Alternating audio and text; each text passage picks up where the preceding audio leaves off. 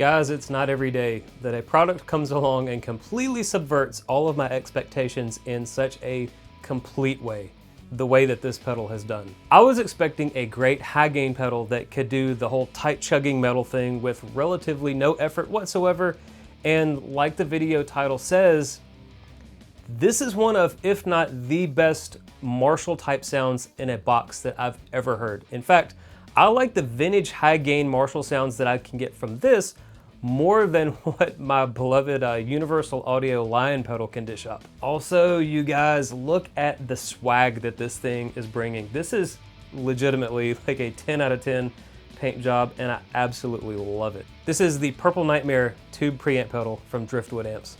You guys want to hear it?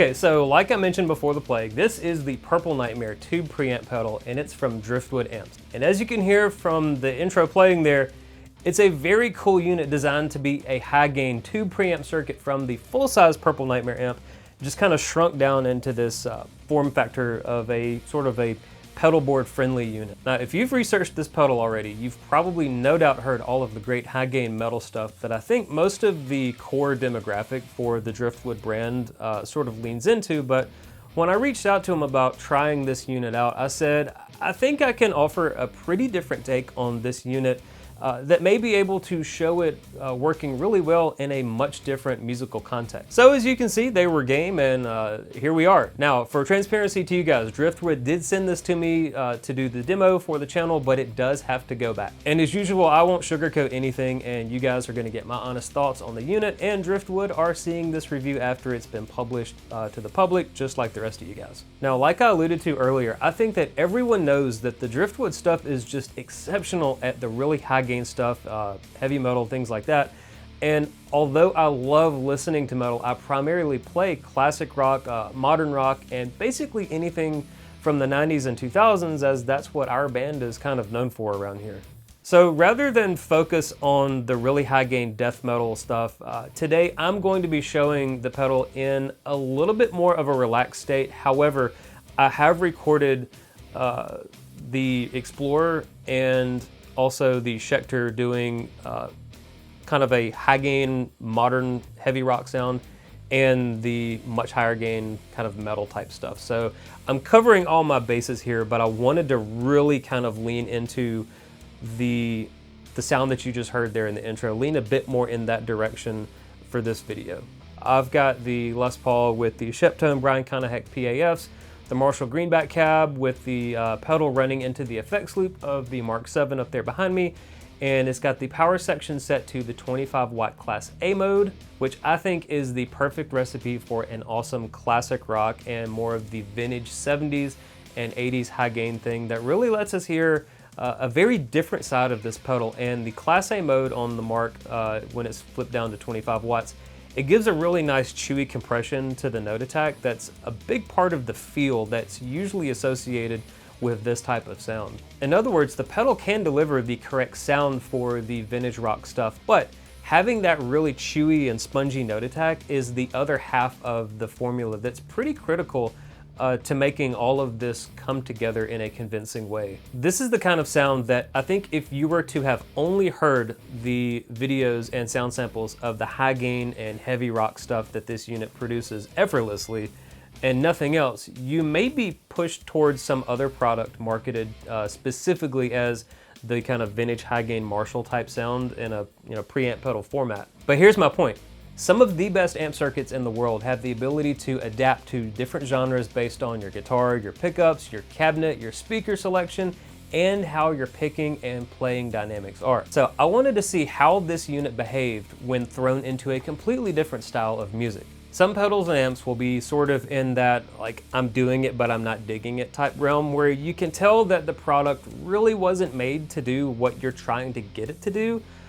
But this thing sounds just as natural with the 70s and 80s stuff as it does doing the modern high gain and super high gain metals type sounds. Now, for a little bit extra flexibility here, I've got the Origin Effects MEQ driver in front of the unit so that we can hear what that sounds like in front of this, so you can hear the built-in Tube Screamer boost as well as the MEQ driver, kind of how both of those shape the sound.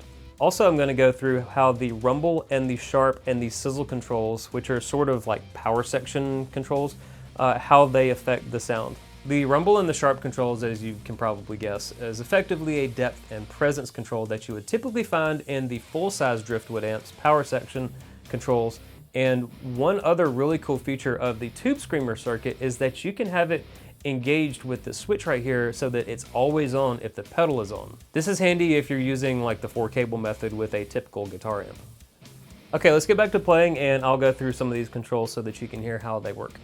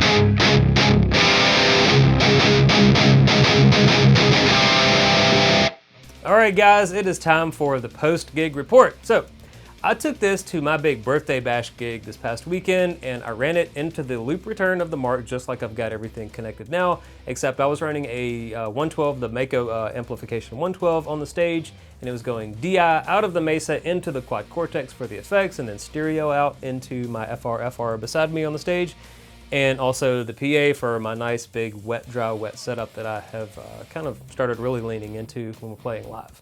So how did this thing do? I mean, it's kind of hard to sound bad when you're using anything with Driftwood's name on it, and with the Mesa's power section, it was just effortless, amazing tone. Like seriously, it was very, very good. I think even more impressive is how well this unit was able to transition from the low gain classic rock songs that we play all the way up to modern heavy rock songs like I alluded to earlier without having to sound like it was being forced to do something that it wasn't designed to do. Now, I didn't run this 4-cable method. I wanted to keep it simple with one consistent voice through the entire show, and mostly ran it in the low gain mode, and then would just use the Tube Screamer switch or the Golden Boy boost on stage, kind of depending on what sort of flavor of the higher gain sound I wanted.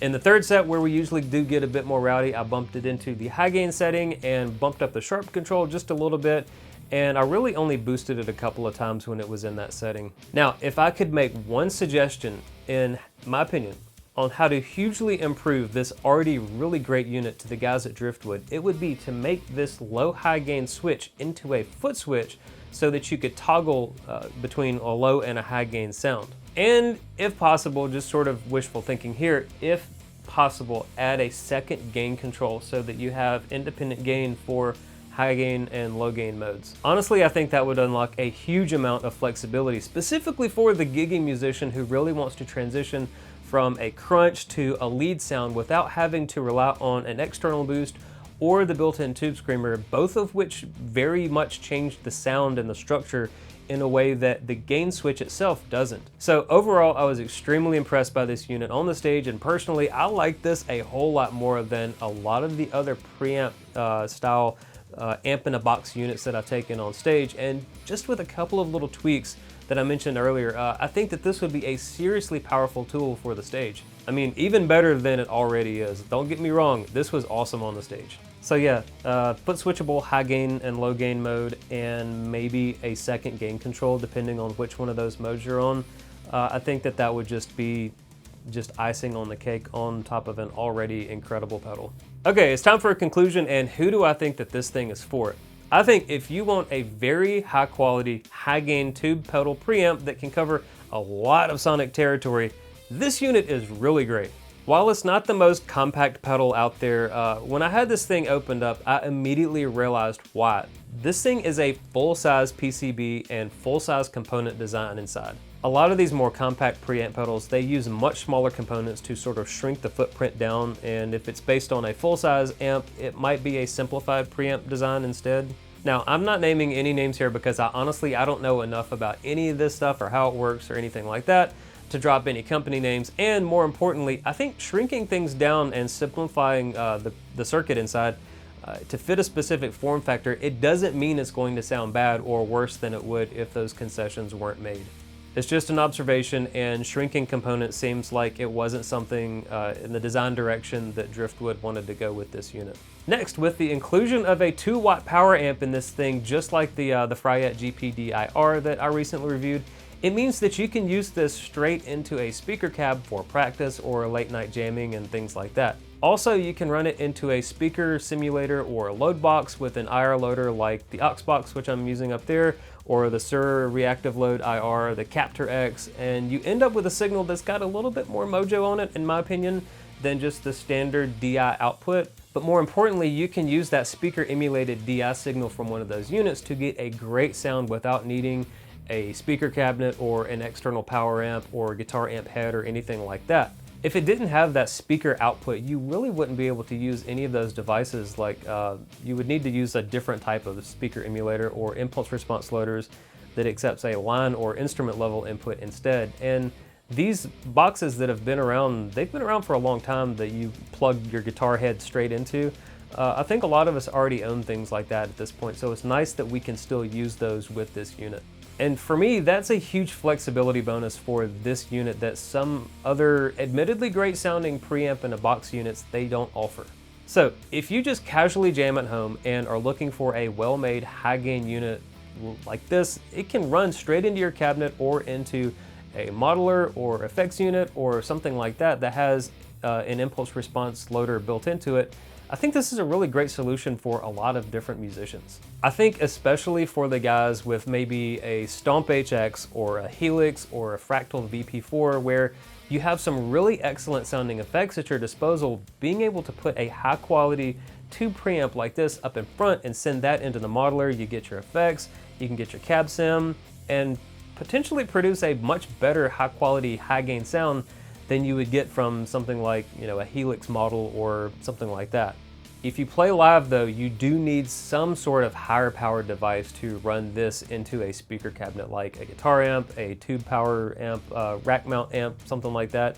You need something, because the power amp inside this, you can't drive a cab on stage at any sort of meaningful volume. Your other option obviously is just to run speaker sim DI into the PA and let that do all the heavy lifting. Okay guys, that is going to wrap up this review for the Driftwood Purple Nightmare pedal. I had a ton of fun with this unit, and again, a big thanks to the guys at Driftwood for lending me this unit for a little while to try out here in the studio, to take it on stage, and then to bring it here and show you guys. If you want to learn more about this or you're ready to buy one, their website will be down there in the video description. It's not an affiliate link or anything like that. It's just go there and check it out, and if you want one, grab it and have fun with it. Also, if you're a Neural DSP device owner or you have a Tonex device, I'm working on capture packs for this unit, both DI as well as using the Mark 7 power section and a few of the cabinets in the aux box for a nice variety of sounds, from kind of clean-ish, crunchy, chunky rhythm stuff, and of course the much higher gain stuff that these Driftwood things just do so well. Basically every sound that you heard today, I've got captures that I'm working on, and I've got the settings for the pedal. I've got pictures taken of the knobs. I've got all of the presets already set up in the aux box for the different cabinets, and with as accurate as the Tonex and the Quad Cortex modeling is, what you hear in the video is basically exactly how these profiles and these captures sound. So if you liked any of those, definitely be sure to hit me up in the video description. I'll have my email address down there. Email me so you can get your hands on one of these capture packs. And yeah. And if you enjoyed what you heard and you're not subscribed to the channel, please consider hitting that subscribe button to help my channel grow and to help get these videos out there to more new viewers. Okay, I'm done. Thank you so much for hanging out with me, and I will see you guys in the next video. Take care. Bye.